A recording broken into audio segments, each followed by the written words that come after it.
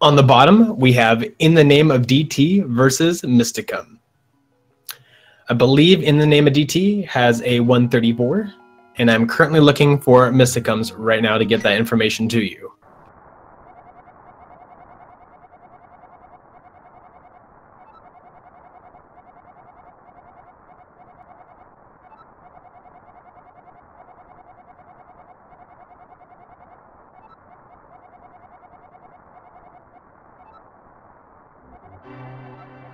All right, Mysticum has a 146.06.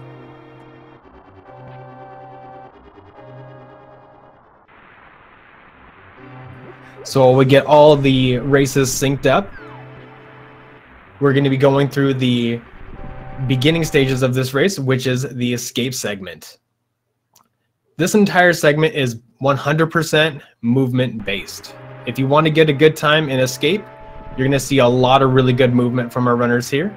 And they're going to be doing a couple of different techniques. They're going to be utilizing spins, they're going to be utilizing pumping, and they're going to be utilizing the boomerang. So that way they can optimize their movement and not have to backtrack away from any doors or entrances that they need to go through. In addition to that, they're also going to be trying their best to enter these door frames without nudging.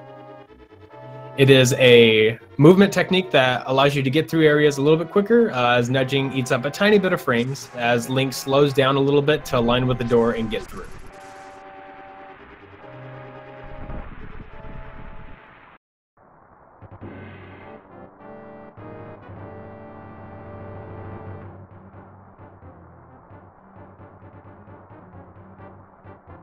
So we're entering the right hallway, the guard hallway.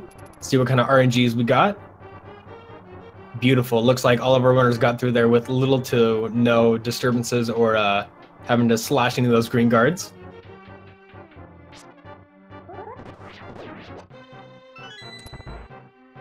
Mysticum having a little bit of trouble with the blue guard, but executes that and gets that key to press on.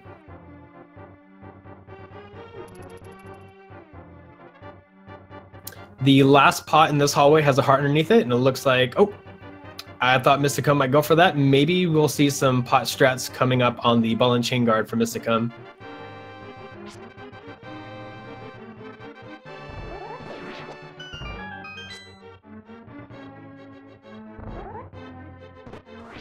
Ooh, unfortunately, Mysticum poking that green guard.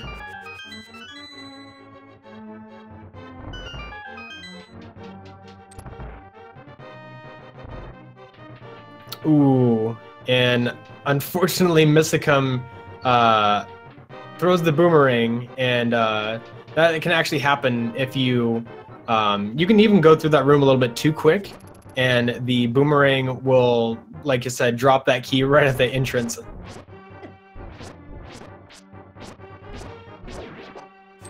So Linkorange, MrWunder, and DT using the 6-slash method on the ball and chain guard. Let's see what Mysticum does.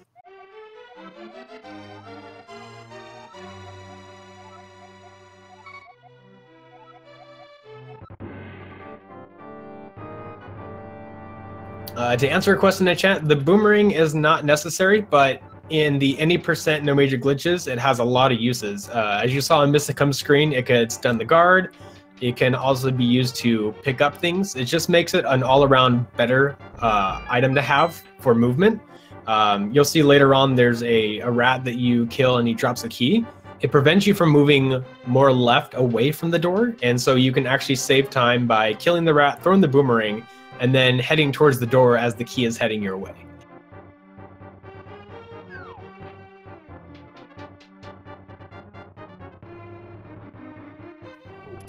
So all of our racers have rescued Zelda from her cell and are making their way towards the second end of escape. Looks like all of our racers are around the same amount of health totals. As you may have heard before in the tournament, that if you are down to like 1 heart or critical heart when you're beeping, you will actually save frames on the dialogue with the Sanctuary Keeper or the guard. But it is ill-advised to take so much damage in this dungeon, as sometimes the damage boosts aren't going to be pushing you towards your goal, and it makes the remainder of this section kind of scary. There's a lot of things that do like half heart, quarter heart damage to you, but you know, the more you take those, the more it adds up, and we really want to avoid any unfortunate things happening in this. Linkorange having a really good snake hallway. MrWunder making his way through it, and ooh, barely gets poked by the rope. DT got through there really nicely, and he's very healthy. Mysticum coming up on that room soon. Let's see how the RNG is for him.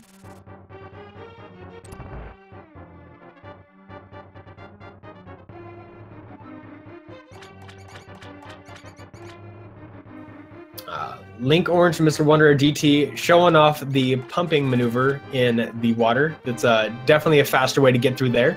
If ever you're going to pump in this dungeon, we strongly, or at least in this game overall, we strongly advise that you utilize a little bit of the D-pad movement by whenever you're facing north or up or left or west. Pumping is advantageous as it allows you to get those 2 pixel movements because the water's going to slow you down. So Linkorange escaping with the 552. DT and MrWunder on his tail, getting just under 6 escape, and Mysticum bringing it back. Just a reminder that the top 2 are racing each other and the bottom 2 are racing each other in their respective groups.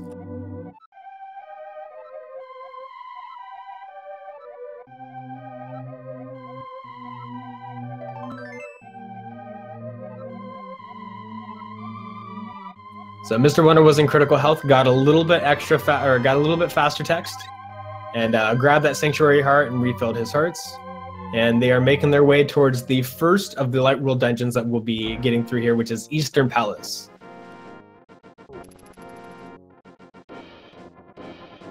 Very glad to see Mysticum get through escape. Looks like he had a tough escape, but let's see how he gets through the rest of this.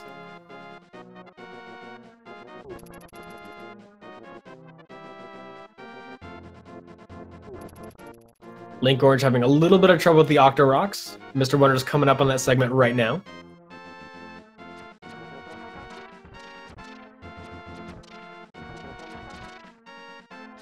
Good evasion by DT, and MrWunder unfortunately taking a hit of damage. Luckily, there are a lot of heart pots and a lot of enemies that drop hearts in this dungeon, so there's a lot of safeties that he can pick up and to help maintain his health total, as they're going to be utilizing, or at least I think most of them are going to be utilizing a damage boost strat in order to get the big key.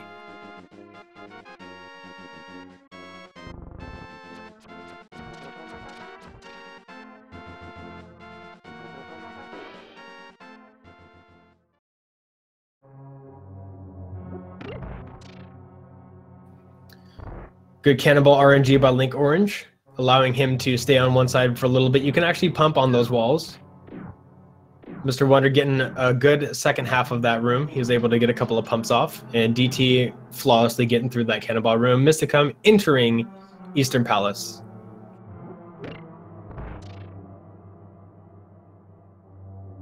Oh, unfortunately, Linkorange missing the free frame save by grabbing that magic pot. See, MrWunder's getting it, and nope, he leaves that behind, and DT didn't even get the drop, unfortunately.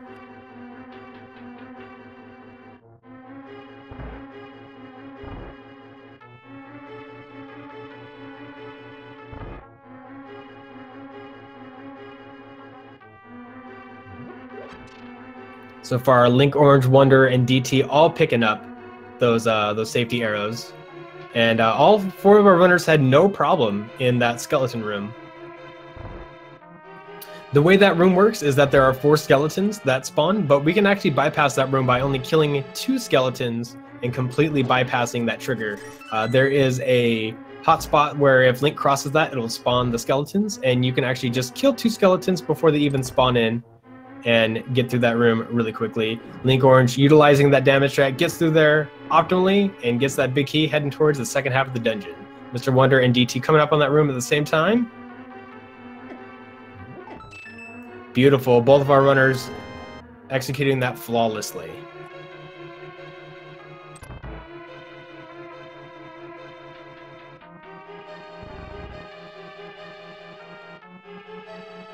It's important to know that that chest that contains the bow is actually in the dead center of the room. So whether you go right or left, it is the same amount of distance.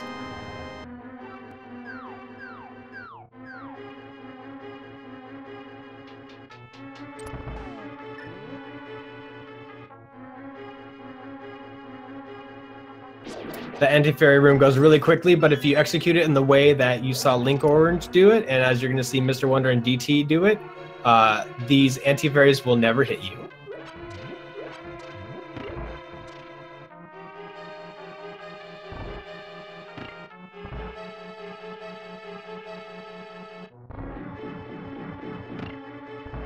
Linkorange with that beautiful 20 rupee drop in his way.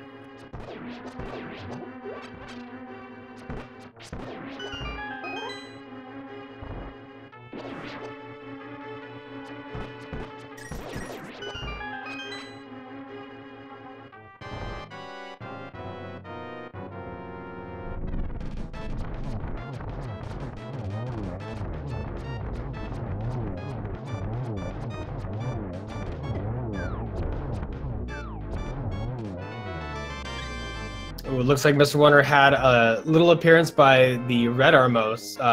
That's usually a timing issue. I'm not sure if he missed one of his shots.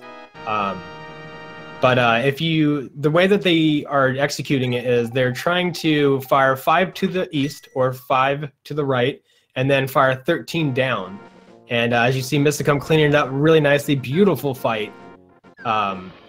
It allows you to skip that essential secondary phase because you killed both of the 2 Armos Knights at the same time. Beautiful execution from all of our runners, and they're going to get the boots. So Linkorange is demonstrating the first of our minor glitches that you can do in the version 1.0 of this cartridge game for the Super Famicom. But if your Super Nintendo is modified for it, and it's really not that hard to modify your Super Nintendo for this, you just break off the plastic tabs inside of it, and you can play Famicom cartridges on your English Super Nintendo. Spin speed is right after you release the spin, you dash on the same frame that you release that spin, and it puts you in this glitch state where you cannot swing your sword at all. And that might sound bad, but what it allows our runners to do is it allows our runners to move at the same speed as boots, but without having to stop, recharge the boots, and then whenever they want to change the directions. Very handy, and we get to use it on a wide variety of screens. You'll actually see it utilized a lot in Death Mountain, and it's one of the best ways to get past Usain Bolt, who we'll see later on in the run, the fastest red guard in Hyrule.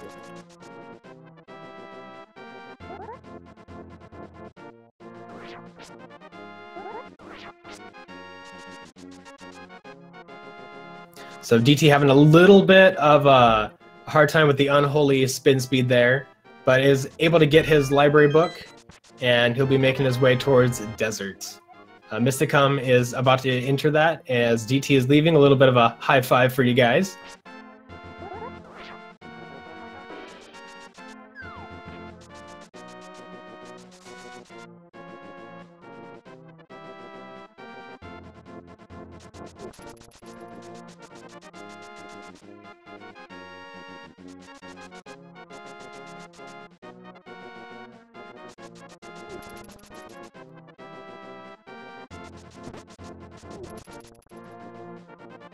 So Linkorange is the first one to enter Desert Palace. This is a really interesting dungeon. You're going to see a lot of our runners picking up these pots in here, and some of them are strategic, some of them are optional. He actually got the 20 rupee drop in Eastern, so I think he's going to skip the free 5 rupees that are in the room leading into the Power Glove Big Chest room. This dungeon is pretty much your dashing tutorial. As you've heard a couple of times in this tournament, that this place has a lot of long hallways, a lot of places such as the ant lions that kind of stall your movement. If you've ever gotten stuck in their little sand pits, something interesting that you can do is you can mash L and R, and it actually helps you get out of it. So aside from clearing out some text, L and R can actually do something else in this game.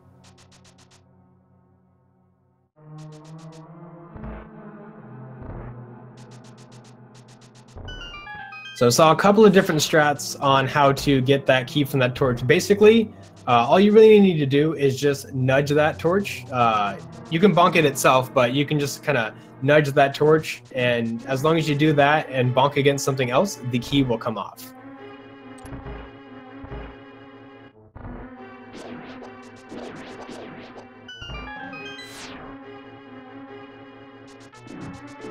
It's interesting to note that that BMOS, even though it looks like it's covering a couple of different tiles, this game is essentially like a 2.5 definition game. It's kind of creating these ceiling rooms, and the BMO statue actually only has just the area that it's standing in that counts as damage for him, so you can kind of dash through the top half of this BMOS Knight, and it will not damage Link at all. So on DT's screen, you see him pick up those pots. Each of those have 5 arrows underneath it. Like I said, the pots that our runners are picking up have useful items underneath them. So bombs, arrows, rupees, and keys. Those are the predominant ones that we're going to be seeing.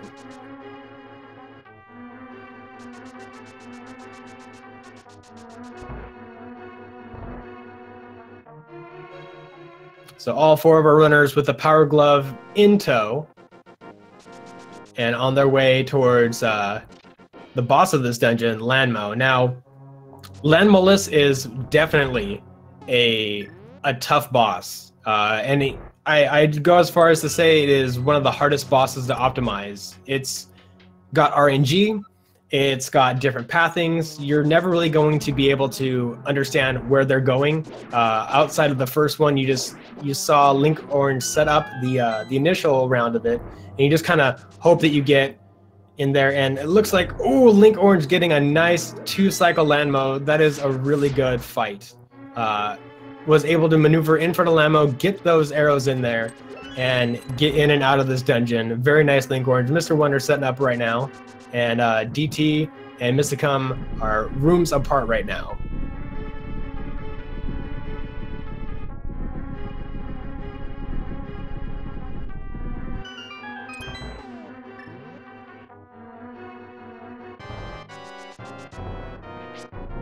So it looks like MrWunder's on his 3rd phase right now. DT getting in a couple of hits here.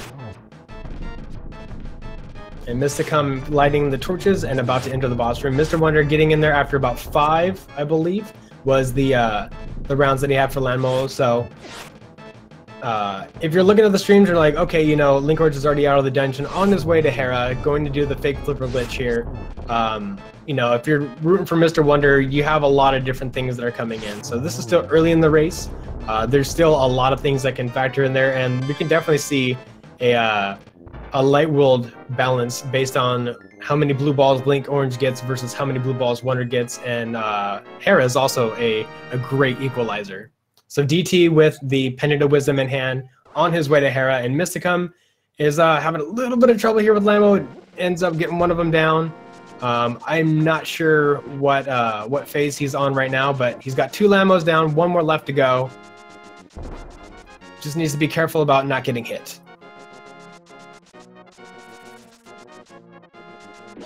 Oh, Mysticum, be careful. So I'm going to talk about fake flippers here on In the Name of DT's stream.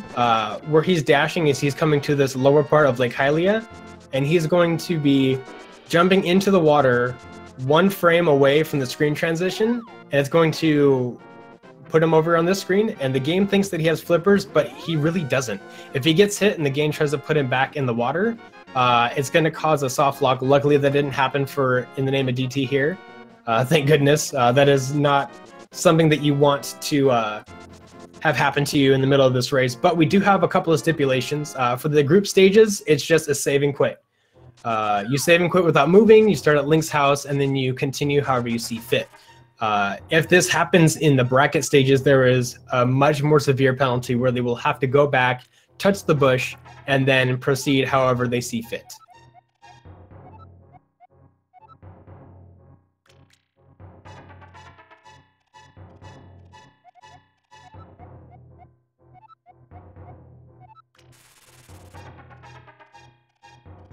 So it looks like MrWunder is not having too bad of a Death Mountain here. Let's see how Death Mountain treats DT. Ooh, he's getting a little bit of trouble from those dead rocks.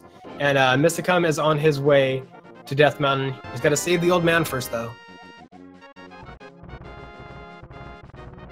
So Linkorange entering the break room right now.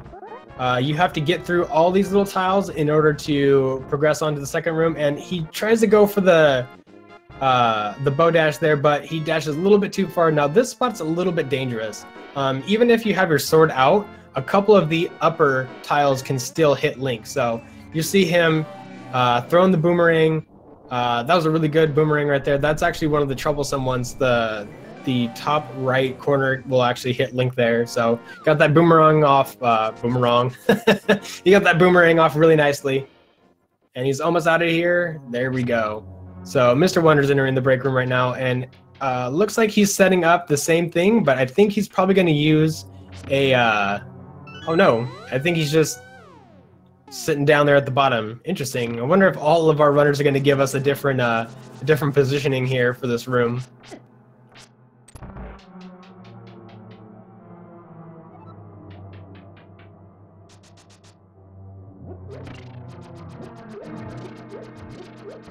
Now, it looks like In the Name of DT is the only one of our 4 racers that went for the Sahasrahla rupees. That's actually a nice and safer way to make sure that you get your rupees that you need just for Palace of Darkness. Mysticum, unfortunately, having a really, really bad Death Mountain here, coming into Hera with half of a heart.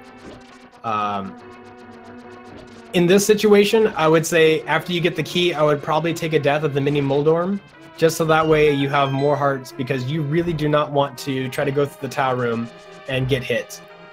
So let's see what Mysticum does. Oh! He's brave. Cheer him on. Give Mysticum your energy. Oh. Unfortunately dies, but if you're going to die in here, I'm thankful that he died without having to go through the tower room first.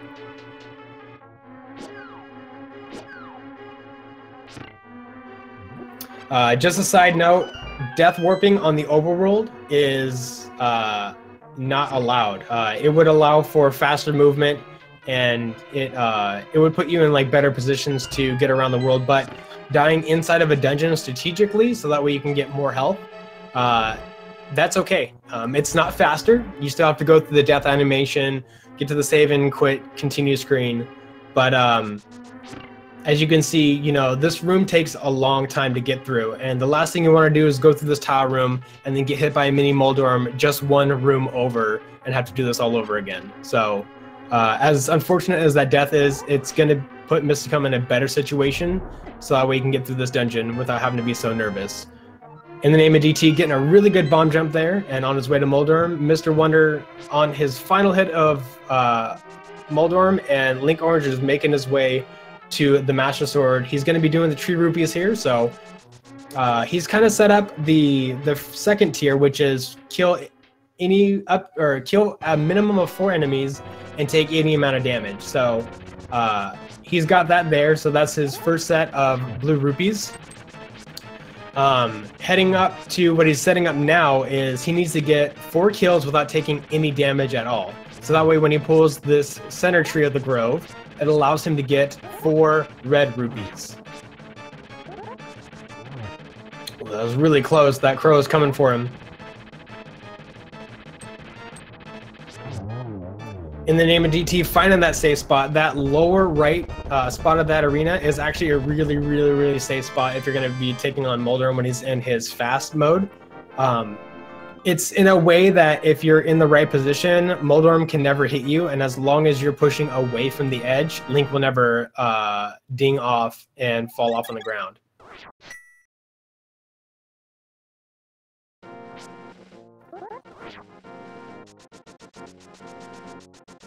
All right, so Mysticum, 2 hearts, a little bit scary, but I think what he's going to do is he's going to come in here, he's going to hit this switch here, and that's going to allow him to, yep, there's a couple of pots out there right before the boss room and just loaded with hearts. So we just got to make sure that he gets through the petting room, as we call it, and get the bomb jump. He's got more than enough health, thankfully, that there is that heart there. All right, Mysticum, let's see this bomb jump. Looks good. Bonks against the wall, and he's over. Just gotta watch out for the spark, and he's got his Moon Pearl. Awesome.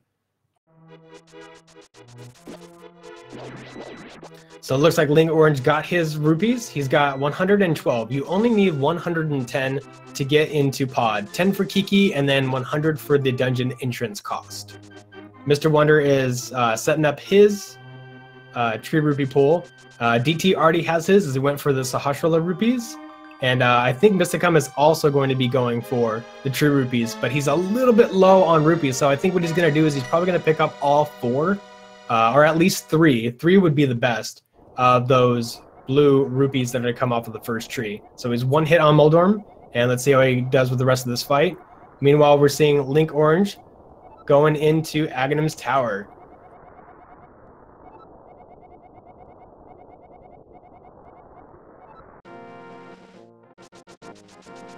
Beautiful. Moldorm is down, and Mysticum arises with the Pendant of Power.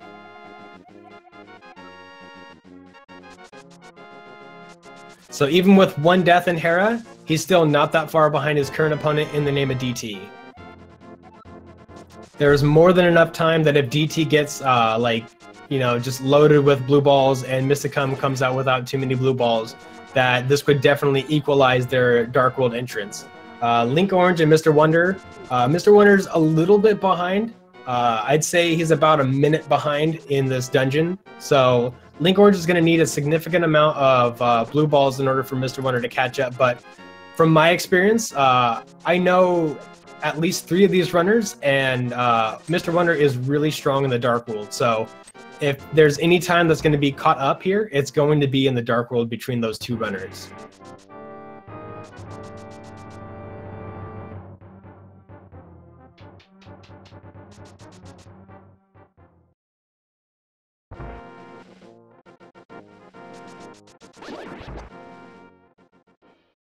So Mysticum has his tree rupee set up, but I think he's only killed 1 enemy, so let's see how he manages to get through this area.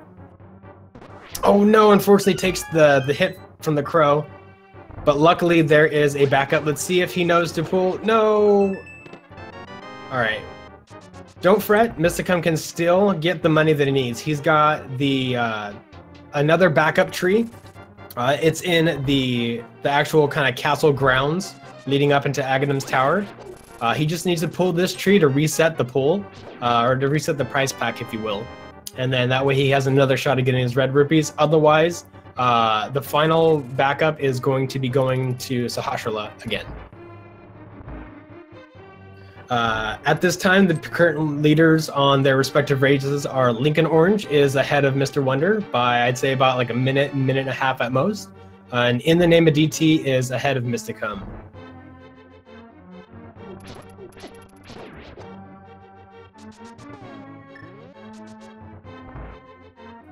MrWunder having a really good circle of pots there.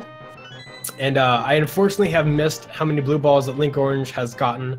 So I'll count what MrWunder's got, and I hope, chat, that you are helping me out with this, with these blue ball counts.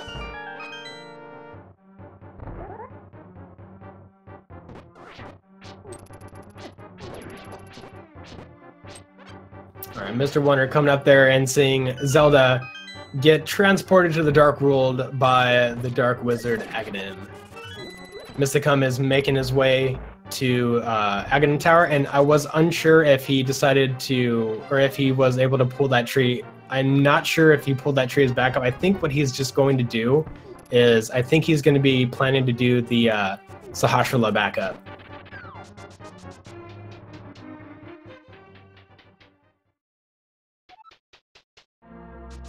Unfortunately, it looks like Linkorange is just getting all kinds of blue balls here.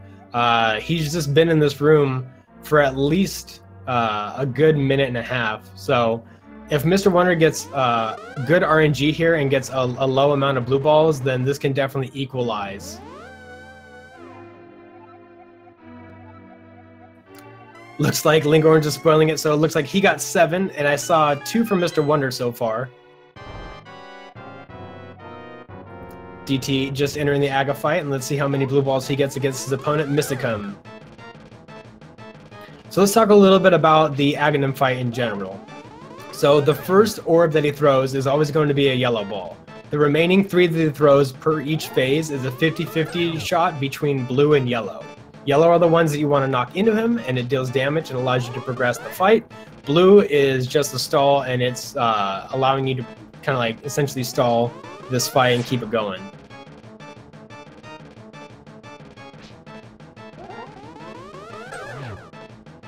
So Linkorange Sword Up at 30-17. Let's see how far MrWunder is behind his opponent.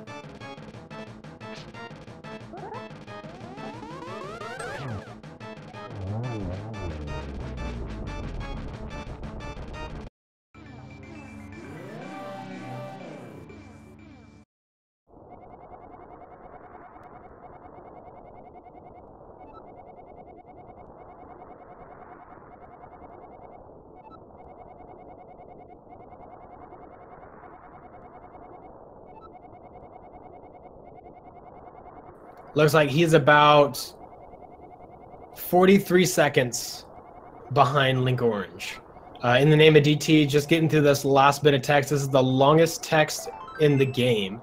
The second longest being the swamp dialogue when you rescue the maiden. So DT up at 31:15, and then I'll get you the information of where Mysticum is behind his opponent as soon as he gets through the Aga 1 fight.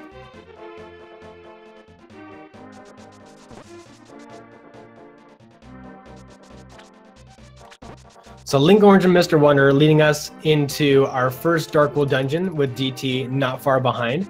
This is the Palace of Darkness. Palace of Darkness, aforementioned, needs 110 rupees to get in through here.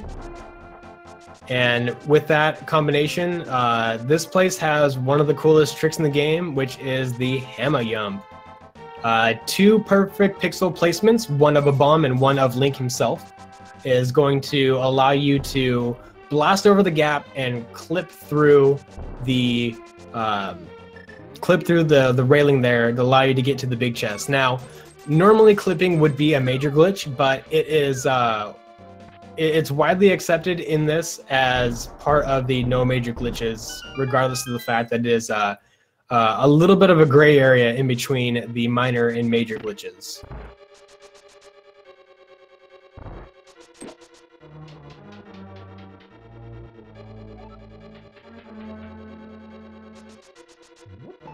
So Mysticum entering the Aga fight, and we're going to see how many blue balls he's got as our other 3 racers make their way through Palace of Darkness.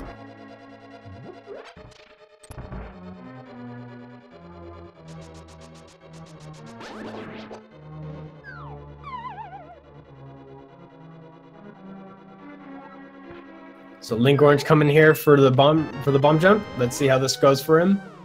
Getting the double bomb strat right there.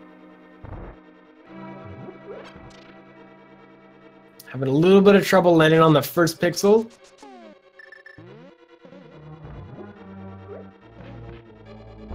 And he's got it. And there he goes. But he's got to go in that room and get that small key to allow him to get through the remainder of the dungeon.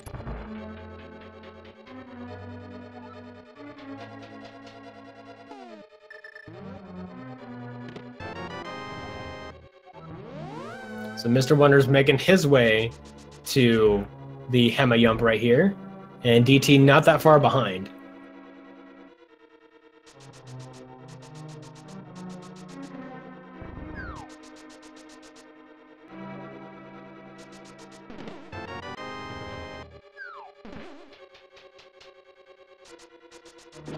It looks like MrWunder is trying to get that second pixel placement. Looks good, and he's gonna explode over there, and so he's waiting right there. Basically, he does the 1 bomb strat, which is you place 1 bomb and then you just get Link on that pixel. And then after you knock yourself over to that ledge, you're going to be dropping the bomb. But you want to open up the chest as the bomb is getting ready to explode. What's interesting about this is that the bomb countdown timer will still continue to tick down while text is scrolling. So it kind of allows you to like do 2 things at once. So Mysticum entering the Dark World. In the Name of DT had his sword up, I believe, at 3115. So it looks like Mysticum is going to be looking at anywhere from about 3 minutes behind his opponent currently. Anything can happen in this race between these two players. So let's just see where the remainder of the Darkwood dungeons have for our opponents. Linkorange is heading towards the final bit of this dungeon, and he's going to be taking on the boss, Helmasaur King. Now, Helmasaur King has a lot of different RNGs, and the tail can actually be manipulated in the first and second phase, but it's usually useful in the first phase. So in the second phase, after you break his helmet there, it takes 17 hits to break the helmet. You're going to be trying to... Oh, he's got to be careful. He's down to 1 heart there. Oh, no! Oh, no! Unfortunately, Linkorange taken to death there. But as I was saying, during the second phase, Helmasaur King actually does 2 attacks. So first phase, when he has his helmet on, he only does 1 of his different attacks, which is charging forward, utilizing his tail, or spitting fire. And in phase 2 is when it's troublesome, because he will usually combine 1 or more of those in efforts to defeat his opponent. So MrWunder now having a shot to take the lead here against his opponent. Linkorange needs to regain his health and basically go through these rooms all over again. So let's see how MrWunder handles the fight.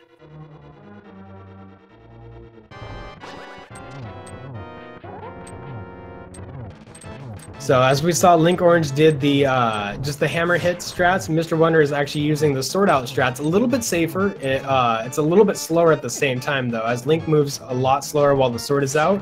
And instead of opting in to hit Helmasaur King with the sword, he just opts to, or with the hammer, he just opts to do the slashes. But DT actually takes the lead out of this multiplayer race. Even though his opponent is Mysticum, he's the first one to grab the crystal out of these 4 racers. So globally, DT, Wunder, Linkorange, and Mysticum are the current paces, but in their respective races, MrWunder's in the lead, and In the Name of DT is in the lead.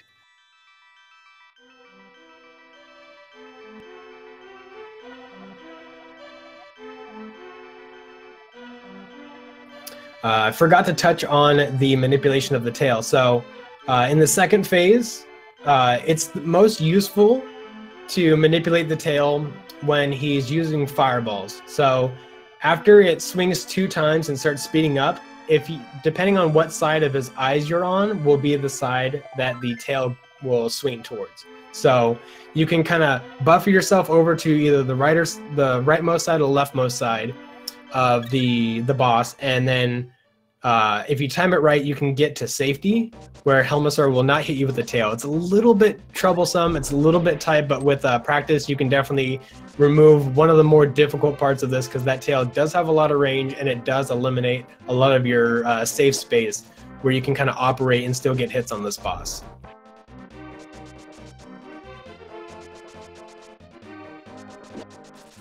So Mysticum looks like he's not opting to do the bomb strat, and he's going for the downstairs strat. So this is a little bit slower, but it's still a good strat if you want to kind of hold on bombs, or if you just want to make sure that you're going to be able to have that key. So he's going to go back up here. He's getting a lot of rupees, and he's going to make his way over across the hall in order to pick up that hammer.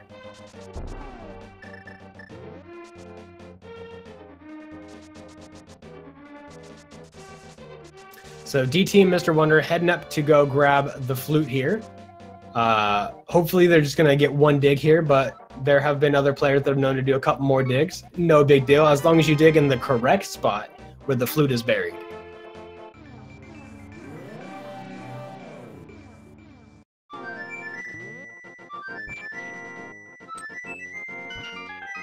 Ooh, a little bit dangerous. In the Name of DT actually, oh, and he gets the mirror, unfortunately. So he's got a mirror back in the light world here.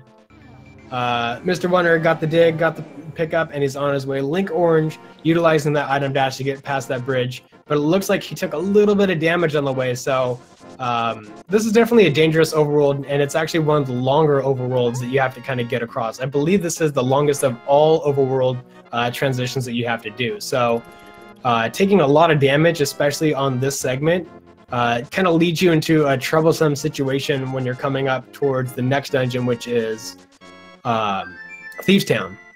Now, Thieves Town is, if you're not getting powder, which it looks like MrWunder is not going to get powder, but in the name of DT might be getting powder here. If you don't have powder, this dungeon can be really scary. But if you do have powder, there's a fair amount of anti-fairies you can kind of pick up. And, oh, it looks like MrWunder is going to be grabbing powder here. So that's good news. I don't know if Linkorange did grab the mushroom, so I think that Linkorange might be the only one out of our 4 racers not opting for powder here. Besides just being able to turn anti-fairies into fairies for health refills, the powder actually has a lot of other uses. If you don't like dead rocks, why not use the powder? The powder will turn them into a yellow gelatinous blob that you can kill and be gone. Be rid of those dead rocks. So your dead rock troubles can be managed with some powder here. MrWunder utilizing the spin speed strat here, DT utilizing dashes. And let's see if... I don't think that Linkorange grabbed the mushroom at all. So yeah, I do believe that he is going to be going powderless here. He definitely needs to be careful, but hopefully he knows that this tree that he's coming up on in this grove, if he bonks it, there are some apples. And he does. He knows, and he gets himself some health back, and he's setting himself up for success in this dungeon. Mysticum having a little bit of trouble here in the Helmosaur, or the little turtle cave here, the turtle room. Turtle cave, turtle room. It's a bunch of turtle. It's definitely a turtle party is what he was having. It did not go his way, so he's got to be really, really careful in this boss fight here. Looks like he's trying to kill the turtles to try to get some health drops, but unfortunately, I do not believe that hearts are in their prize pack.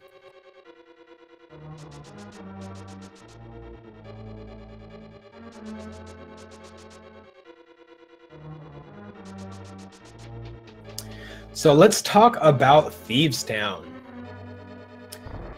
Thieves Town is the 4th dungeon that the game wants you to take on, but as soon as we have access to Dark World and we have that hammer in hand, we kind of have free reign to kind of choose where we want to go. The big benefit of this boss is that it doesn't really matter what weapon you use to damage him, be it Samaria, hammer, any level of sword. Although I do not believe that any of the fire rods work against him or her. Whichever gender you believe blind to be. It's always 3 hits per phase, and there are 3 phases, so 9 hits total. This dungeon has a lot of interesting movement mechanics and a lot of rooms kind of named after it. So Linkorange is going through this room. He's trying to get the dash through the hellway. Unfortunately, he missed the pixel that we want to land on. And he had bad RNG trying to go up in that room as the Patrick Star was kind of moving towards him. So unfortunately, he had to kind of work around whatever he could there. MrWunder being able to bomb that floor there, got pretty good movement from little goblins there. Bombing that floor is very important as we need the light to shine down into the boss room.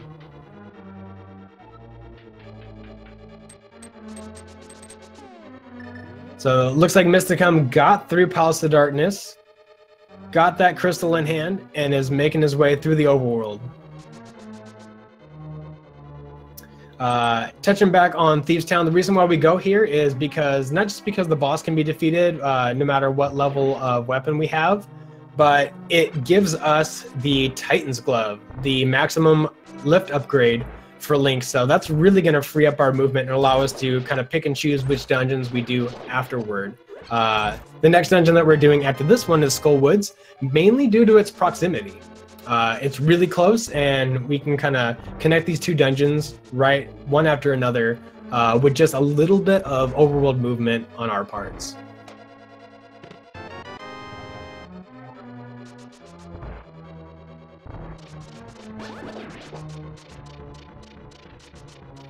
In the name of DT and MrWunder getting through one of my favorite rooms in Thieves Town. I really like kind of going to the center of the room and just being able to dash all the way through. Different RNGs on where the jellies or the bluesy woozies are, depending on if they're sparking or not, allows you to kind of choose which direction you're going and which side you're kind of dashing through. As you saw, some of our runners picked up the pot leading back up to this area. That allows you to get 5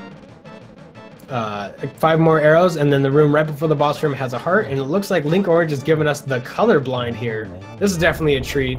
I'm not 100% sure on what causes it, but I think it has something to do with triggering the mirror, I think, when you're in here. I believe that Greenham will have a better explanation of it, but it definitely makes the room look really weird. So as I said before, this boss only takes 3 hits per each phase, no matter what weapon you use, and all of our runners actually showed off what we call the quote-unquote scripted fight. If you defeat Blind in a certain order each phase, it will always do the same thing. So it will be heading towards the top first phase, then it'll go from the top to the right and start swinging left. And then afterward, if you defeat it quickly enough in the second phase, it will go straight left. So you can always kind of plan where Blind is going to be, put yourself in a good position, and take no damage whatsoever optimally. So here comes a bit of a gathering quest. We need to get some more money because we have to purchase a couple of items. First, we got to get our sword upgrade. And then later on in the run, we need to have the money to pay off Zora so that way we can get the finger webs. So we're going to see all of our runners kind of go into the chicken hut to get 300 rupees there. And then after they upgrade their sword, they're going to be going to what is known as C-Shape House on the way heading towards Skull Woods and pick up another 300 rupees. That'll give them 600 rupees to play with, which is more than what they need for the finger webs. And it will leave them with a little bit behind that some of our runners in this tournament may be grabbing gold sword and silver arrows for. So you need that extra 100 rupees so that way you can pay off the little goblin in the Dark World Link's hut and take that to the double-chested fairy, as it's known in other versions of the game, but it's just the Great Fairy inside the pyramid. I believe that is its official lore name for this game, and that's where you get your gold sword and silver arrows.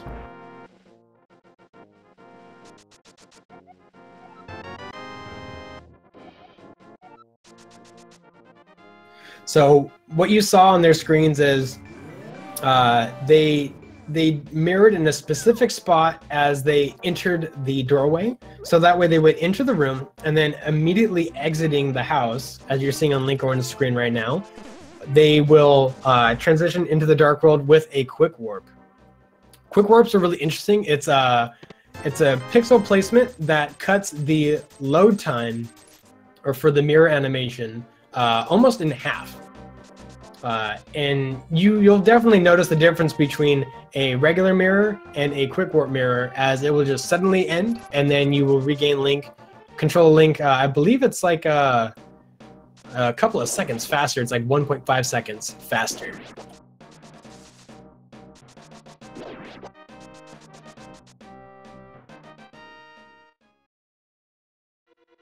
So Mysticum now in here and grabbing the compass. It's useful to have the compass in this dungeon if you need to know where any chests are or where specific rooms are. It's useful for a lot of people that are just kind of playing this game for the first time, but I believe that might have just been a memory lapse on where the big key was, but no worries, Mysticum got that big key and is on his way towards the second half of the dungeon, whereas the other 3 runners are making their way through Skull Woods. And right now, Linkorange and MrWunder are basically in sync here, getting through this dungeon. DT gets himself the fire rod, and it looks like he's going for the iframe strategy here. So this ensures that you'll never get hit by that little Poe right there, and it's a little bit faster than menuing to the mirror and then mirroring out. So it looks like Linkorange is doing the same thing. And unfortunately, since MrWunder is really low on health, I think we're going to see him... Oh! That was interesting. So it looked like he decided to bonk across the gap instead of switch to the mirror. I don't think that's any faster, but it's definitely another strategy that you can utilize to get out of that room.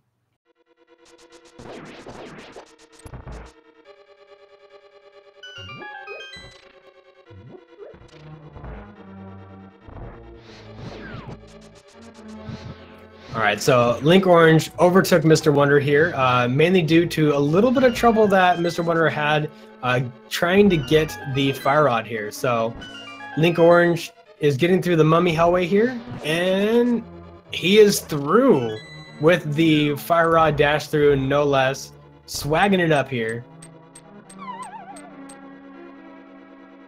In the name of DT, fighting Mothula here. Let's see what kind of setup he's using. Ooh, gets really good movement on the ground and is able to get that double hit on Mothula. Quick Moth, sweeping it up in the name of DT, getting through here and just rolling through this game right now.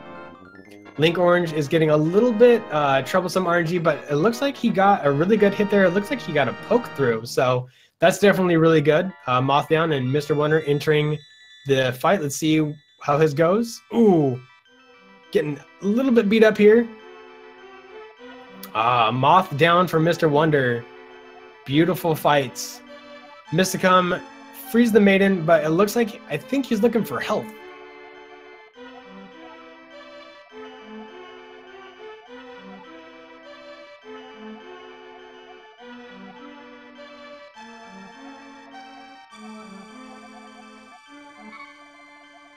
DT with that really good, really low crystal grab. So as you saw in their streams, you can see a little bit of a difference in between the placement of where Link is standing in relation to the text and to the crystal. So getting a much better crystal grab, a much higher crystal grab, has less frame animations for that crystal to kind of get to the upper part of the screen. So it shaves off a little bit of time overall the run. I'm not sure how much it saves, but it definitely saves some time. Unfortunately, MrWunder getting through here, all the way through that dungeon, and then DT getting beat up a little bit on the bridge here, but thankfully those guards don't do way too much damage. Mysticum, unfortunately, no, taking a death to blind.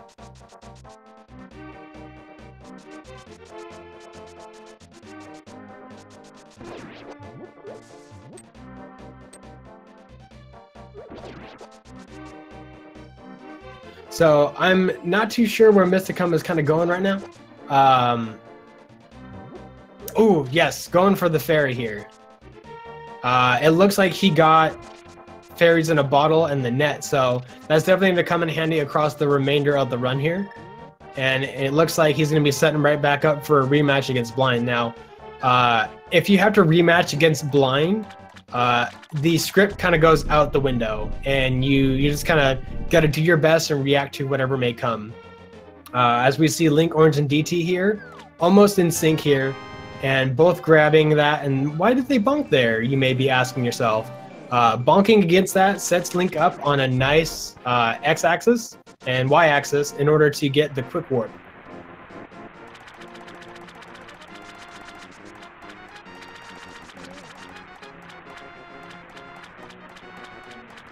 All right, Mysticum coming in here for the rematch. Let's cheer him on.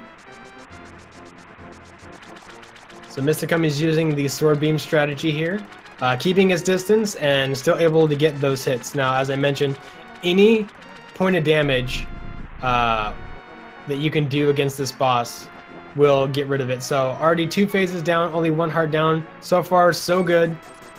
Let's get through that final phase and come on, Mysticum. Oh no, oh no, oh no! Ooh, unfortunately got that laser, but thankfully Mysticum has the fairy. So MrWunder, last of our 3 racers here, or second to last of our 4 racers here, I apologize, to pick up the finger webs and on his way. And Mysticum surviving the fight and getting through, getting that crystal, and he'll be on his way to Skull Woods.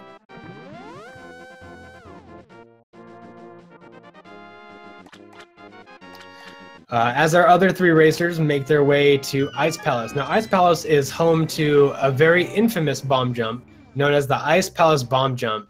Now, this is probably one of the more dangerous bomb jumps, as it's been a point of reset for a lot of runners as they're on PB pace. Running out of bombs here is a really, really big problem. And unless they know how to hover, which I don't believe any of our racers can hover, if they run out of bombs or they run too low on health, they got to leave the dungeon, unfortunately. So I think that we're going to see really good bomb jumps coming from all of our runners here. I don't think that we're going to see any mess ups, as we want to avoid going through this dungeon at all costs in order to actually get the big key and go through this dungeon as it was intended.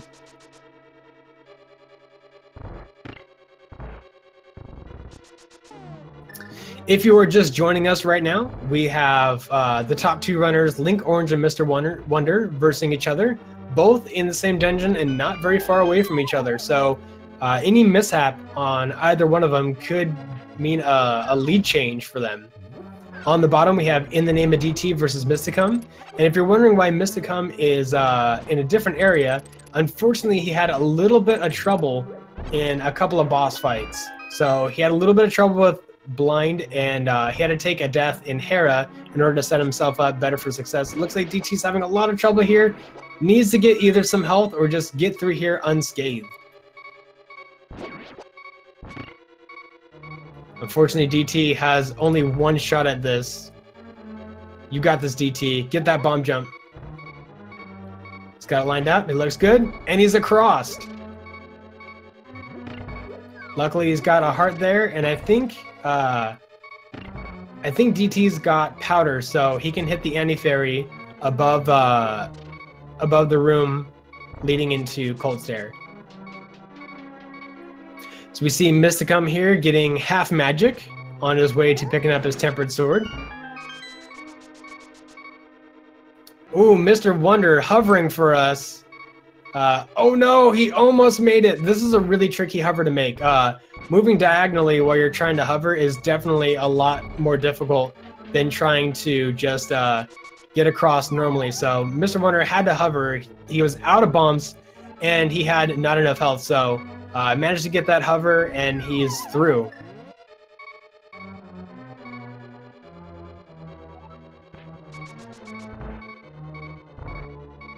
So DT here getting this fairy, powdering the anti-fairy, and setting himself up for success on Cold Stare.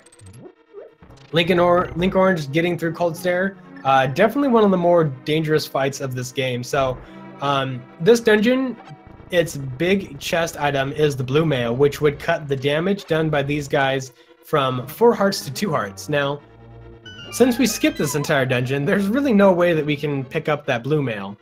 So Cold Stare is going to do the full 4 hearts of damage, basically because we sequence broke this dungeon. So as you see the fight that DT's setting up, he's getting Cold Stare knocked in the corner. Now, it looks like he got out a little bit, but managed to get those hits in there and regain control. MrWunder powdering the anti-fairy, same as DT, getting his health worn right back up. So he's setting himself up for a good fight coming up here. DT getting that crystal, and it looks like he got a really good crystal grab too.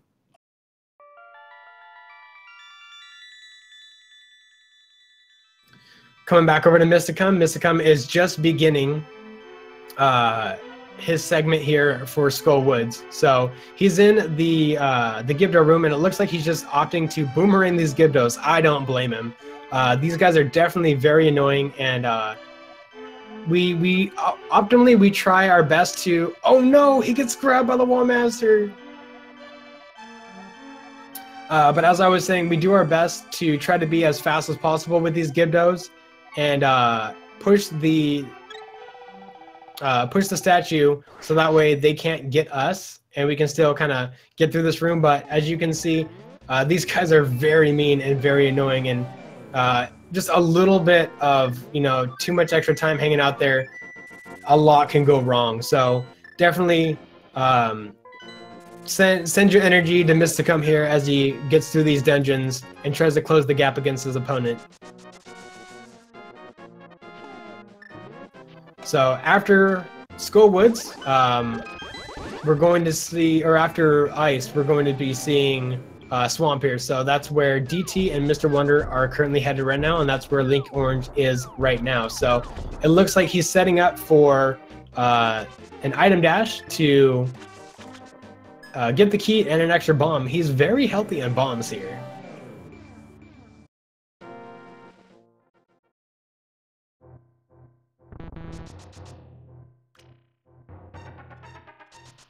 So Mysticum is taking the longer route here to get to the big key, or the big key chest. Definitely if you're low on bombs, and I think Mysticum is just trying to do his best to hold on to as many bombs as possible, leading up towards the Ice Palace bomb jump. And using that bonk strat that we saw MrWunder utilize not too long ago.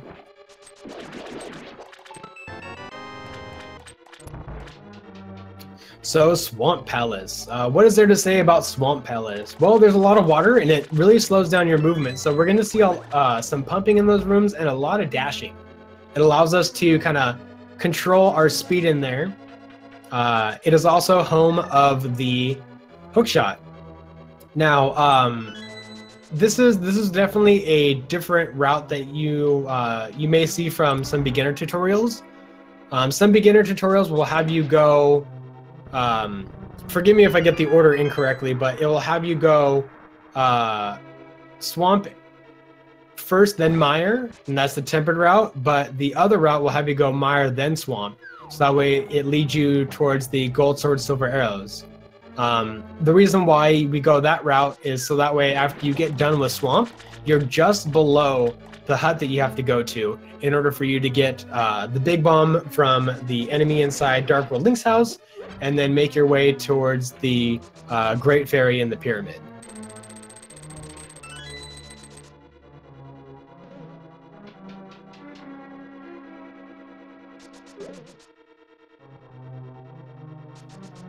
Swamp House is a pretty long dungeon, and it's a great dungeon to practice if you want to practice movement. There is a lot of different movement options that you can practice in this specific dungeon. There's waters, there's a lot of dash control, item dashing. There is picking up items underneath pots. As you can see, Linkorange doing some chest turns right there. And then the boss himself has a lot of different varieties. There's a 1-cycle version, there's a 2-cycle version. And there's a couple of different versions that utilize Fire Rod in the second phase or just spins.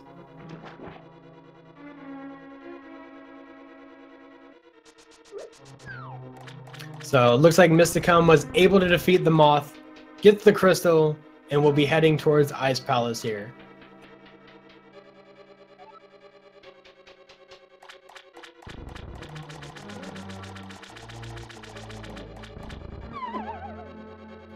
Yeah, the difference in the time for the bottom is about 1 whole dungeon, almost 2 whole dungeons. Unfortunately, Mysticum has had a little bit of trouble, but we definitely still want to give, good energy and good well wishes on the remainder of the run for Mysticum here. It's very brave for our runners to let us restream their content here for the race. They can, if they choose to, opt out of restreams. And some races will not be restreamed if we can't get commentators. So definitely use !R to follow our runners here. Give them a follow. All of them do really good content here.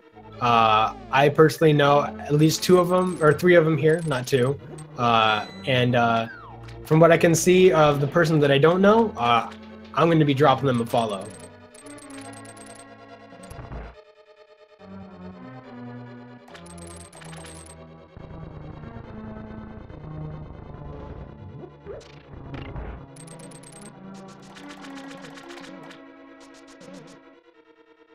So we see Mysticum coming up here towards Death Mountain. The reason why he's coming to the Death Mountain is he's getting ether.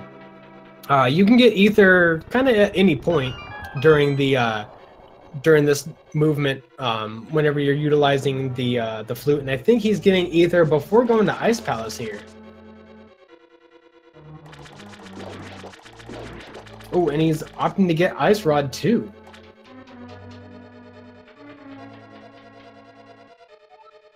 Yeah, that fight looked so quickly. Unfortunately, I missed it, but it looks like chat is pretty hype about what happened on Linkorange screen. I'm going to guess that Linkorange utilized the item dash version of this. So probably came into the room with the sword out, utilized the hook shot with an item dash, so that way he could pull the puffs into the sword, and while he was in that item dash, still had the same power as a sword slash for that poke. The second phase, which is a little bit easier to learn, is you wait till Argus drops down, and then it looks like we're going to see DT execute it here. Oh, unfortunately, just barely missed those fire rods, but what he was trying to do is he was trying to get 2 fire rod shots in and a tempered sword spin. What that does is it allows you to get one cycle on the second phase.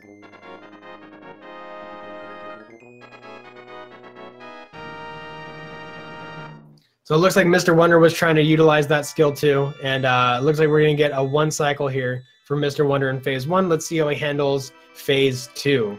Like I said, Linkorange and MrWunder are not too far behind each other, or too far away from each other. So any big mix-up on any of these remaining dungeons, and these next dungeons, they're not easy. Meyer has a lot that can go wrong, and Turtle Rock has a lot that goes wrong. While I in no way wish ill will against these runners, it's up to them to execute the RNG that they see and react to it, and you know, they just got to get through these things as best they can.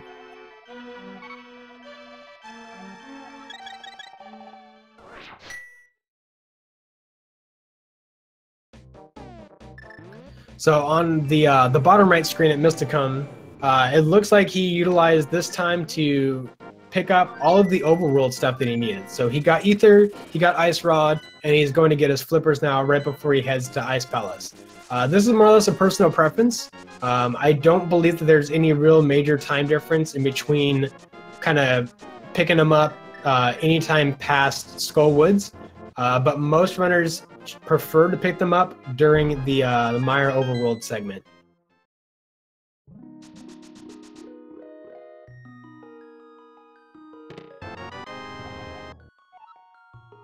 So Linkorange heading here. This is the reason why I got Ether, so that way we can open up Meyer. Linkorange entering Meyer with full hearts is the optimum strategy. Looks like he's getting the bird really close. I think he's gonna throw it into the water.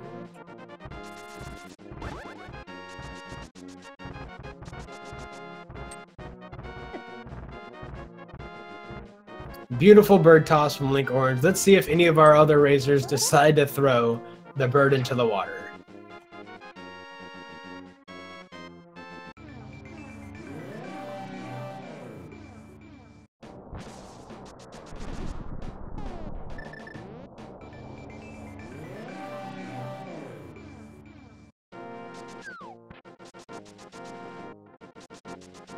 So as mentioned, MrWunder and DT are picking up their Ether.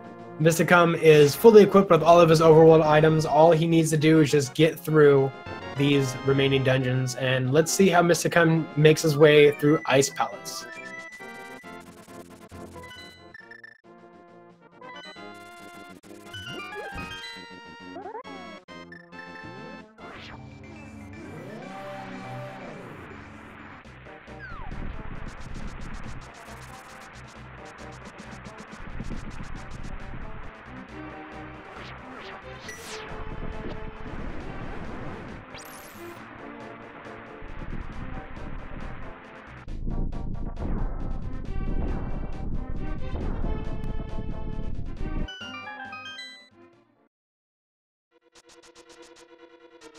So let's see how DT handles Meyer 2. This is definitely a tough room to optimize, and he's 1 heart down, so I don't think he's going to get the fastest route of this, but these Wizrobes have a high chance to drop hearts, so he can definitely leave this room full of life.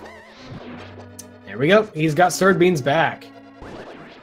That'll make cleaning up this room easier, and definitely going to set him up for success for the remainder of this dungeon. So far, Linkorange not taking any damage is going to be great. He's going to be taking 3 hearts of damage in order to pick up this small key in the room right after getting the Cane of Samaria. So Mysticum has 2 bombs and is heading towards the Ice Palace bomb jump now. We saw MrWunder having a little bit of trouble with it, but I do believe that Mysticum here is going to get it. No sweat. All right, first placement is looking, ooh, walked a little bit too far off the edge. All right, that looks good. It's going to be dropping a bomb, and then he's going to be moving a little bit below the bomb. He's having a little bit of trouble. Ooh, he gets it. Beautiful bomb jump from Mysticum.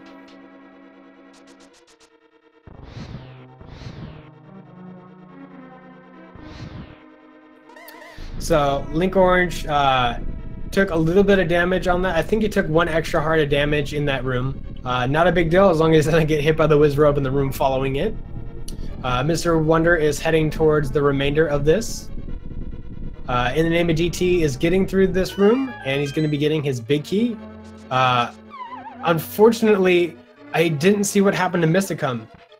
Did he accidentally mirror?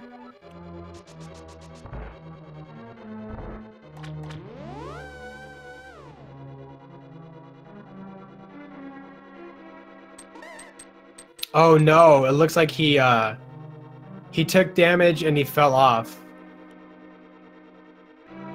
So let's see where Mysticum goes.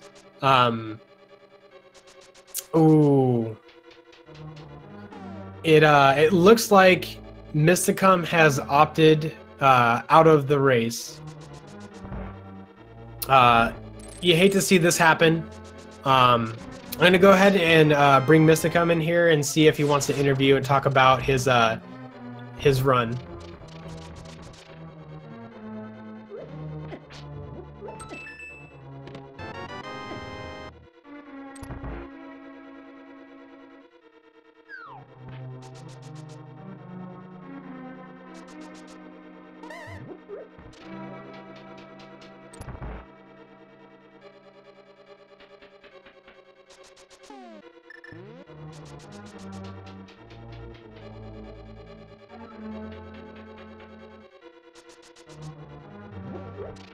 So when we figure out what's going on with Mysticum,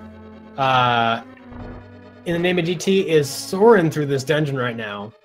MrWunder is heading up towards this damage key room.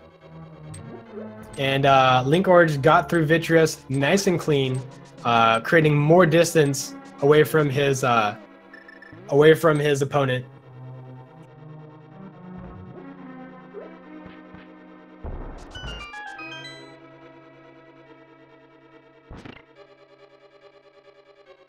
All right, it looks like Mysticum has waved the white flag, but definitely give Mysticum a follow, and definitely very brave of him to allow us to restream his gameplay here in his race against In the Name of DT. So as long as DT doesn't forfeit, he would be the winner of this, but as we're getting some sources saying that In the Name of DT is on a good pace for PB, so let's definitely, give DT our energy and hope that he PBs big.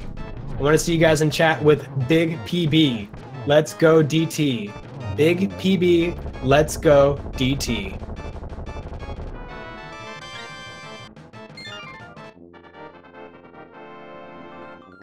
Ooh, Linkorange almost stalling himself there, and MrWunder having a little bit of trouble, had to powder that anti-fairy and setting himself up with full hearts for Vitreous here.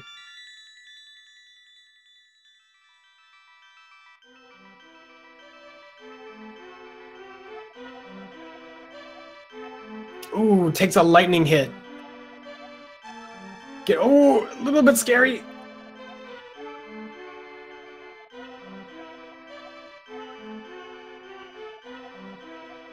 Ooh, MrWunder barely skating through with 1 heart on that Vitreous fight. Linkorange entering Turtle Rock here, dropping that Quake, giving us access to Turtle Rock.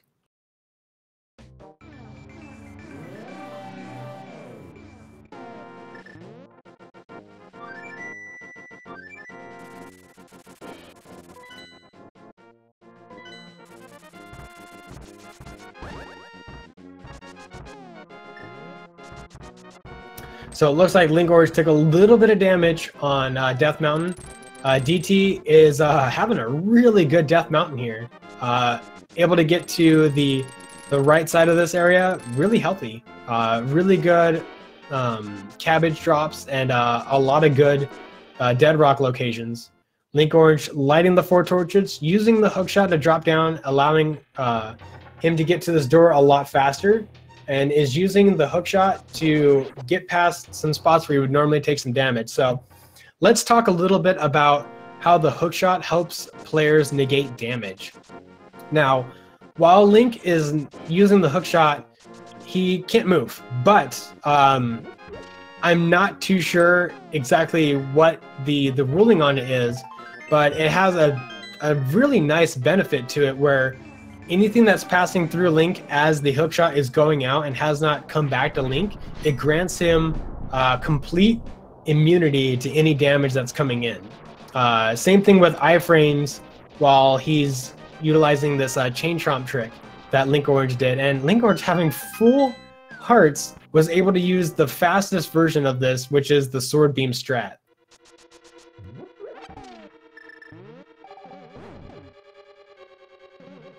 So MrWunder had a little bit of trouble with the Death Mountain ascent here, but was able to bonk that that group of rocks and get another fairy.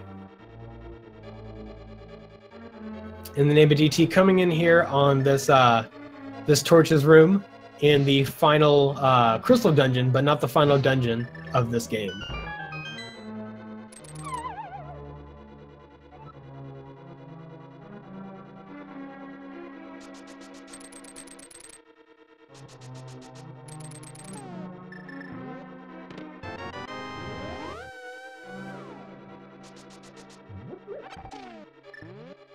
So unfortunately, Linkorange is just having a really good turtle rock here, so it's creating more of a distance between himself and MrWunder. So it allows a little bit more time for Linkorange to have a bit of a mistake, but a huge mistake would definitely allow MrWunder here to close the gap against his opponent.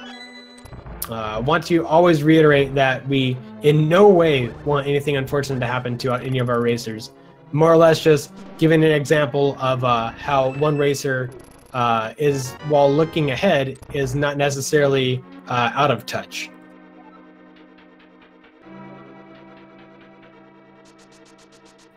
DT is also having a really healthy turtle rock here.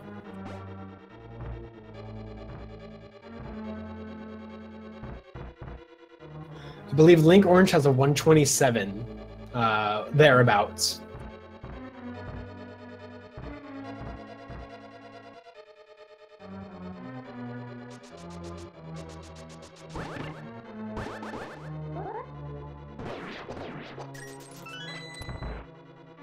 So Linkorange is coming up on the laser bridge skip here. This is a really interesting trick, and he does the quickest version of this. That one is very difficult, so kind of coming down on the way, explaining a little bit of what happened on Linkorange's screen. So he dashed down to a specific spot on that bridge where he can dash, being 1 pixel above or a couple of pixels above the laser to actually damage him. And it's really only the first couple of pixels of the laser that actually do any of the damage.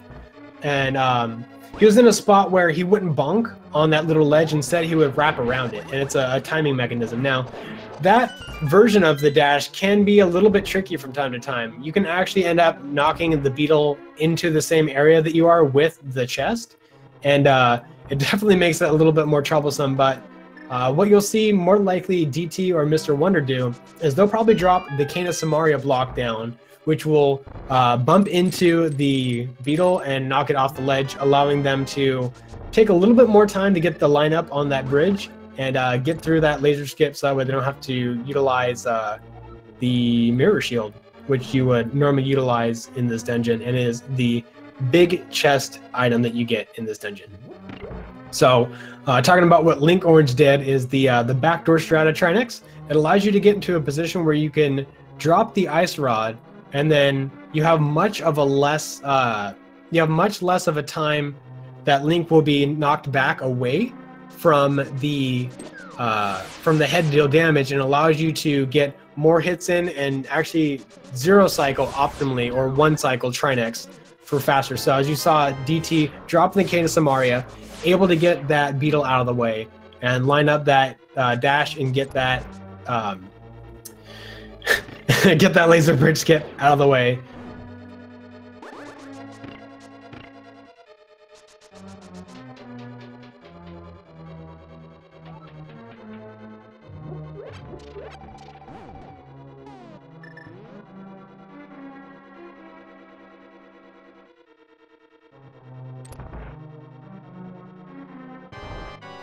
All right, Linkorange with 7 crystals in hand is heading towards the final dungeon of the game.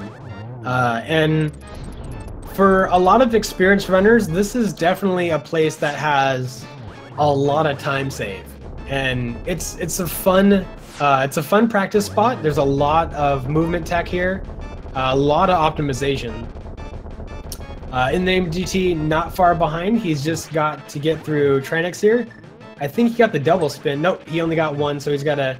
Ooh, that's close. That's a little bit scary. So you can actually damage the head of Trinex before the middle part becomes vulnerable.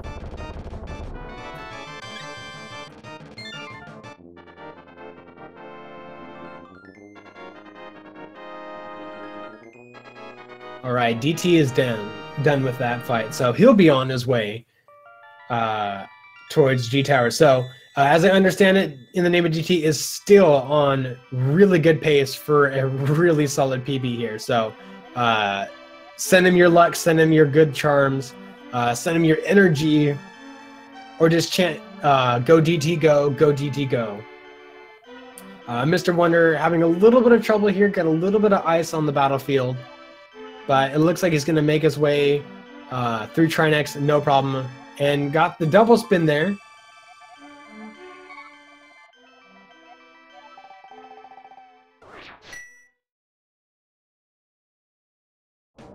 Beautiful. Now, Linkorange has quite a significant gap on MrWunder.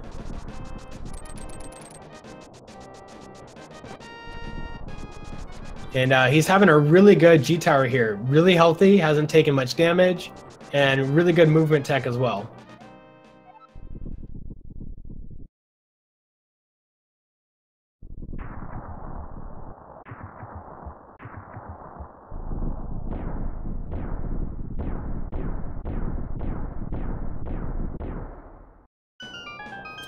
Now, what makes G Tower really interesting is that all 3 of the Light World bosses that you fought, yes, even the annoying ones, are here. But you actually get to handle them a lot differently. So the mini Mulderm is actually defeated a lot easier. Same thing with the land moles if you get a really good setup. And then as you just saw, Ice Armos there is probably the most problematic with the Temper Sword route. The ice physics definitely make it a little bit more interesting to kind of maneuver and get that fight done optimally. Yeah, that's I believe that's an older but more faster Ice Armos fight. The positioning of that is a little bit tougher to get off, but I believe it's faster overall.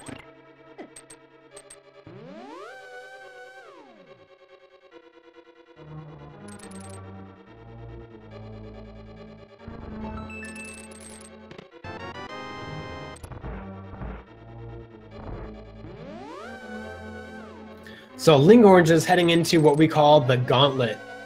These are 4 rooms of different enemies. Most of them are skeletons or horse heads, but it provides different challenges here as the ground continues to change below you. So they'll be adding in spikes, other moving floors, and eventually ice on there. So as you see, Linkorange kind of reacting as best he can to the RNG that he's giving, and doing his best to get to these rooms optimally. You see him switching to the fire rod here. You're going to see something pretty neat coming up, where he fires the fire rod shot directly in the middle, but somehow still hits that skeleton.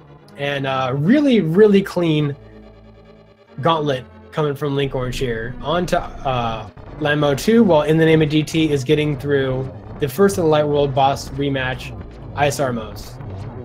Good setup right there, and managed to get the quick kill. Very nice.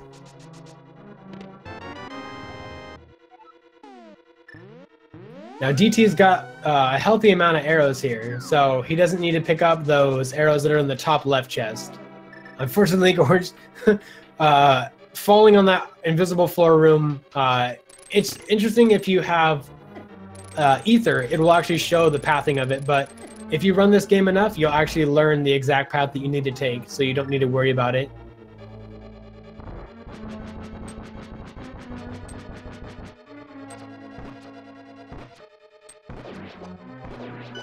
Really nice Mimic 1 fight from DT, coming up for Mimics 2 here. Very clean, gets through, and picks up an extra heart, but unfortunately loses the health bonus from that BMOS. A little bit annoying, unfortunately. MrWunder having a little bit of trouble here with Ice Armos.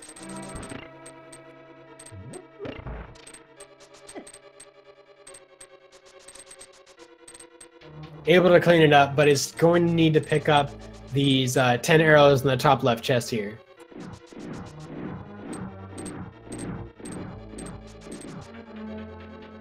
And DT on his way to the gauntlet. Linkorange is on his way to the final of the Light World bosses that he's going to be facing with the rematch, which is Moldorm here. You could make an argument that Aga is another Light World boss, but I mean, this is Aga 2 we're talking about. And even though it's Aga 2, there's 3 of them. It's pretty interesting here.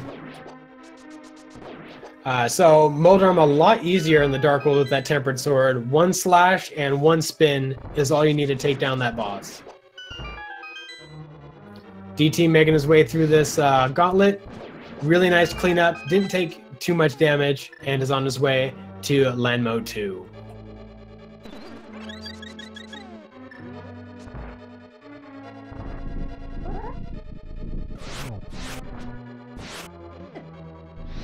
Ooh, unfortunately having a bad first phase RNG reaction.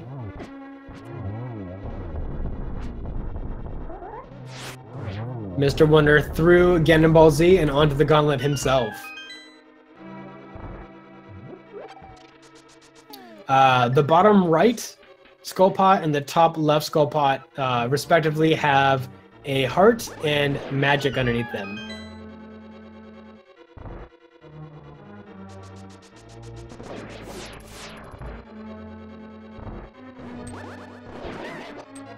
Ooh, unfortunately, DT missed that first Wizrobe, but had a nice little 2 cycle there, no problem.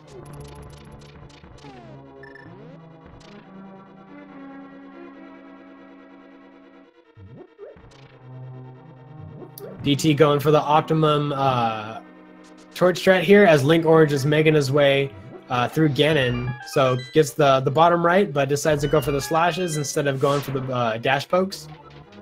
So each of these phases, Ganon needs to take 12 hits from the Tempered Sword or 6 spins.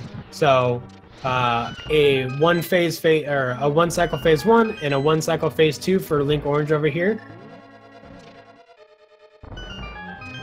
Third phase, he's going to do a lot of different warps. It's RNG depending on if he settles or moves position, as you see right now. And he's on phase 4. So it looks like he's going to try to get this free spin in here, and we see Blue Ham.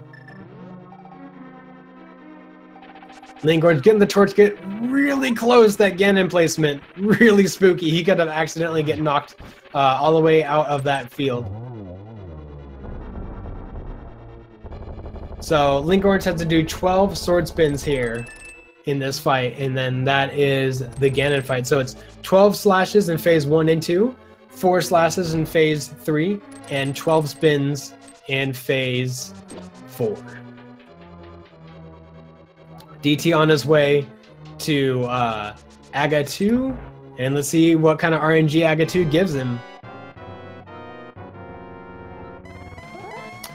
Ganon down on Linkorange's screen, and we're gonna wait and see what kind of time it finishes with.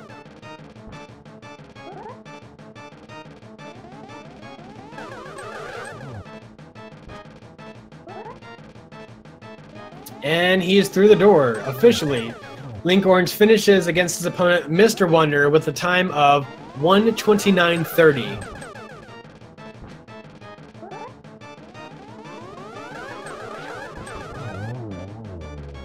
Beautiful fight from In the Name of DT. Looks like he just had a 3-cycle Aghanim 2. Really good placements. So, like we said, DT's on really good pace for a PB, so give him your energy. Go, DT, go.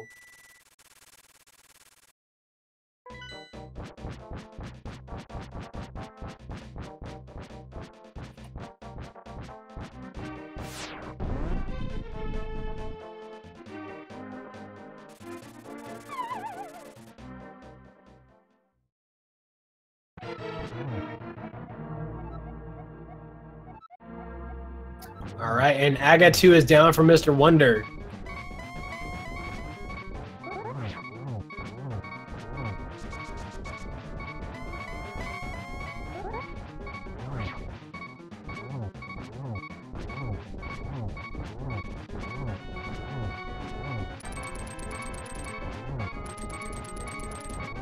Ooh, DT really low on health here. Needs to be careful of these fire bats.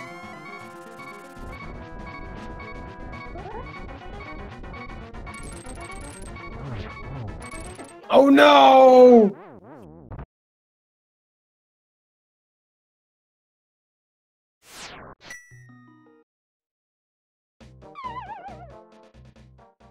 Unfortunately, the iframes ran out immediately as soon as you connect with your hook shot, so that fire bat was just in a really bad placement.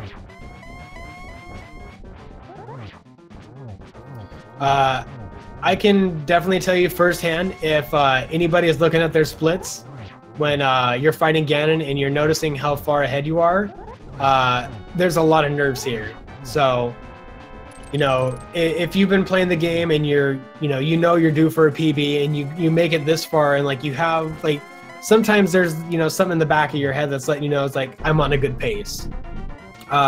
Sometimes those nerves can get to you. And it's really unfortunate to see it happen, but from what I'm hearing, DT can still PB from here.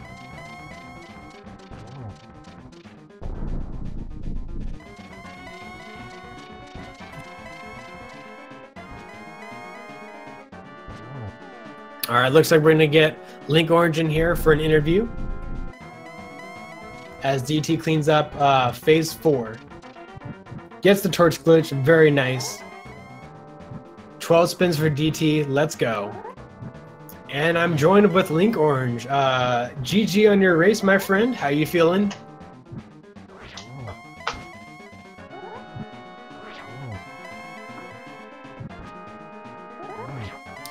Linkorange, are you there? Yes, I'm here, sorry. No worries, man. How you feeling on your race? GG. Thank you.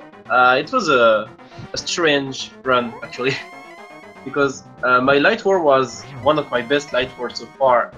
Maybe my second or third best. And then Aghanim happened in 7 blue balls. Well, it made me a bit out of the run, and then I died to Almazor. Yeah.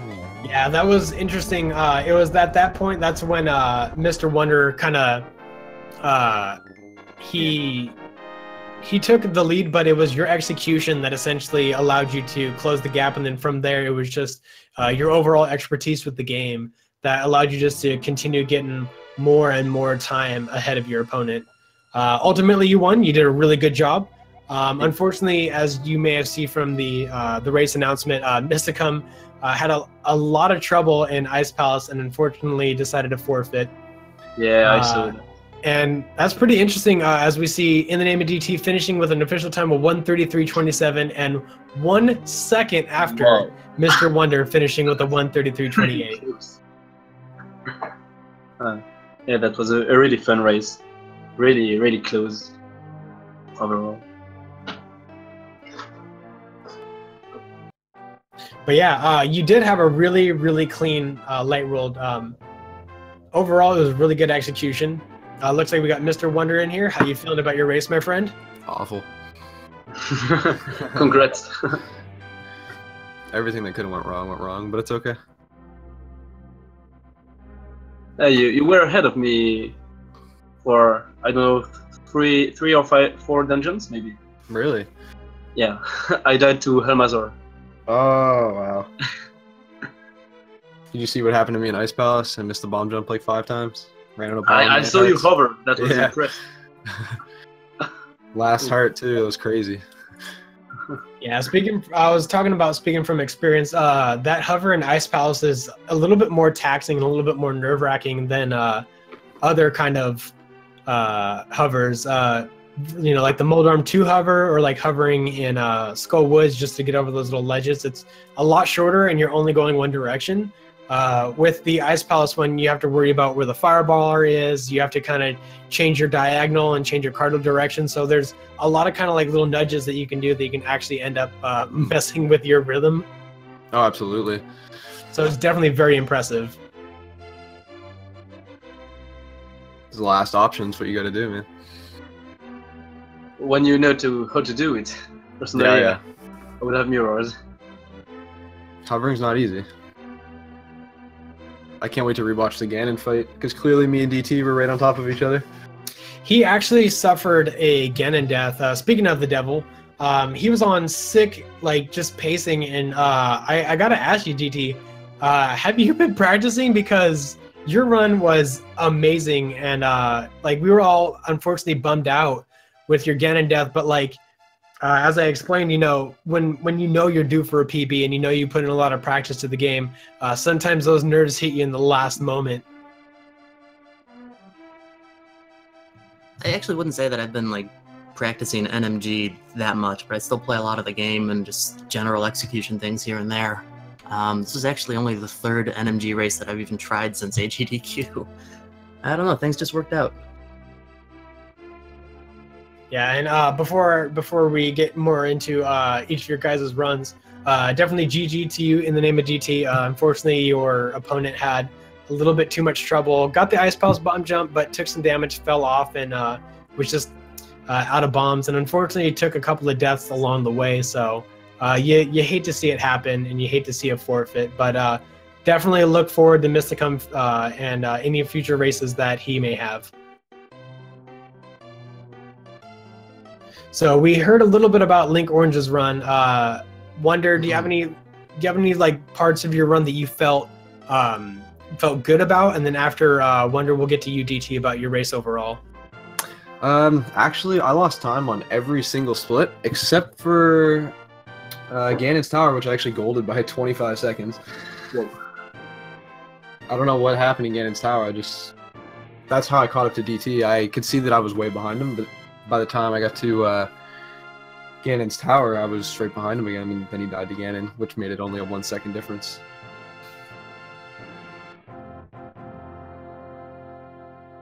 All right, and DT, we heard that you golded at least 2 of your segments. You were just on fire with this race, man. I'm just like watching your run, and like it was just every time I looked over, you were still healthy. You were getting through rooms. You're getting great RNG. Give me what was kind of going through your head and just like your genuine feelings about this run. It was really just as simple as just keep going, just keep going. RNG worked out really, really well in a lot of rooms. I didn't get BMOs like at all in Ganon's Tower, like maybe once, for instance. Yeah, it's just one of those seeds or runs where, you know, things just work out. Things just went in my favor. I lost time a couple of spots. Like you said, I golded a few splits, totally only a few seconds, but hey, gold's a gold. Do you happen to know by how much you golded those? I think the biggest one was actually Turtle Rock by like 3 seconds. The rest of them might have been half a second here and there. Not just that, but unfortunately that Ganon death, and I don't remember how many blue balls you got. Was it 3? It was 1. 1. Yeah, so this is going to be a very difficult PB seed for me to run against. I mean, you have a lot of your time save at the end, so if you get, once again, kind of like on a really good pacing with this one, and you kind of get to Ganon in like much the same fashion, you're gonna have a lot to just kind of like play around with. And I definitely think that this PB isn't going to be around for very long. You're going to get another one coming here soon. We will see. Yeah, my Ganon split and my Ice Palace split definitely have some room to make up. We're gonna move to anybody if anybody wants to add any last comments. GG to everyone else, unfortunately for Mysticum, but I mean, those things happen. It's just the nature of the game. And Ninnies, thanks for commentating. Can't wait to rewatch it. Oh, it was my pleasure.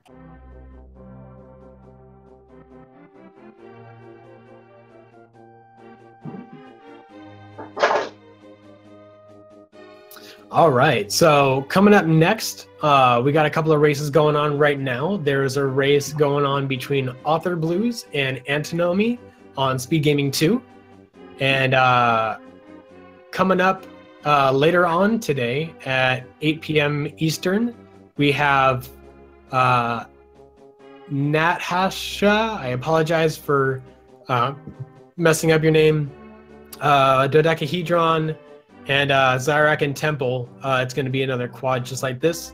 That'll be to be determined on where it's going to be. There's another one, Runner Watcher versus Ivan. That's also to be determined on which Speed Gaming channel it is. So there's a lot of races going on today, guys. We got a lot going on at 8, at 9, and at 10. So you're definitely going to see a lot of quad races coming on here. It was a pleasure to commentate for you guys, and we'll see you guys on the next race of A Legend of Zelda: A Link to the Past No Major Glitches tournament.